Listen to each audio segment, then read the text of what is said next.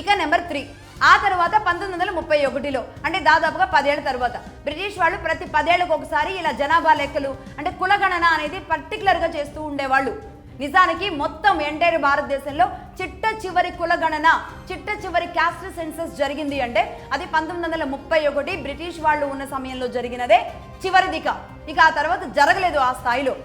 ఈ caste census లో ఏమేమి చూస్తారు కులగణనలో?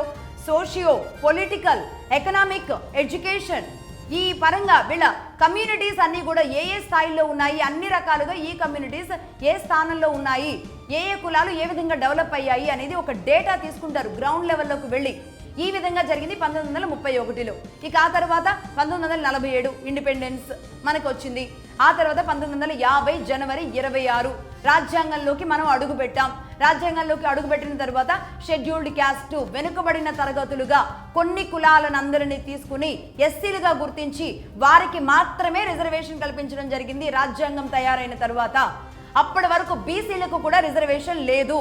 కానీ ఆ తర్వాత మళ్ళీ బీసీలు ఒత్తిడి తీసుకురావడంతో 1951లో ఆర్టికల్ 15/4 ద్వారా ఈ రిజర్వేషన్ అమైండ్మెంట్ని చేసి బీసీలో కూడా రిజర్వేషన్ కల్పిస్తూ ఒక అమైండ్మెంట్ చేసి ఒక నిర్ణయం తీసుకున్నారన్నమాట.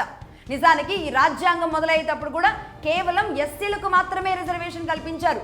అప్పటికే వెనుకబడిన అణగారిన వర్గాలుగా ఉన్నారు కాబట్టి వాళ్ళని మాత్రమే తీసుకోవడం జరిగింది. ఏడాది తర్వాత బీసీలు యాడ్ అయ్యారు. ఇది ఇక ఆ తర్వాత అగ్రేరియన్ కమ్యూనిటీలుగా ఉన్న కాపులు కానీ, రెడ్లు కానీ, రాజులు కానీ, వెలమలు కానీ, మిగతా కులాలు ఏవైతే ఉన్నారో వీళ్ళందరూ ఓసీల్లో ఉన్న వాళ్ళు ఎవరైతే ఉన్నారో వాళ్ళకి ఎవరికి ఇంకా రిజర్వేషన్లు లేవు. కానీ ఈ కులాలకు సంబంధించిన కొంతమంది ఏం చేసేవాళ్ళు అంటే మేము పేదరికంలో ఇంకా ఉన్నాం, మమ్మల్ని కన్సిడర్ చేయండి.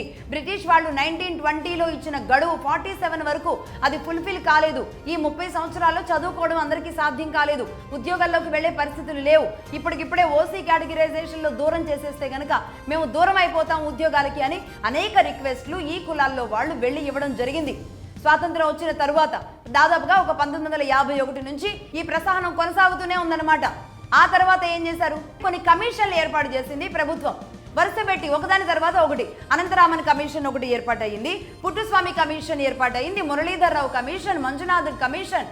ఈ కమిషన్లన్నీ కూడా ఏ కులాలు ఏ విధంగా ఉన్నాయి అనే దాని మీద రిపోర్ట్స్ సేకరించాయి. అన్ని రిపోర్ట్స్లో కూడా ఒక్కొక్కరిది ఒక్కో కేటగిరీ వస్తే టాప్ లిస్ట్లో బ్రాహ్మణుల తర్వాత కాపులే కనబడుతున్నారు దక్షిణాది మొత్తంలో. ఎవరు చూసినా ఏ కమిటీ వచ్చి చూసినా బ్రిటిష్ వాళ్ళు చూసినా సరే బ్రాహ్మణుల తర్వాత కాపులే అగ్రస్థానంలో ఉన్నారు. చదువుకొని వాళ్ళు ముందు భాగంలో ఉన్నారు. అప్పటికే దేశ రక్షకులుగా వారియర్స్గా ఉన్నారు కాబట్టి వాళ్ళకి ఆ స్థానం ఉంది. నిజానికి మిగతా వాళ్ళ పరిస్థితులు అలా లేవు.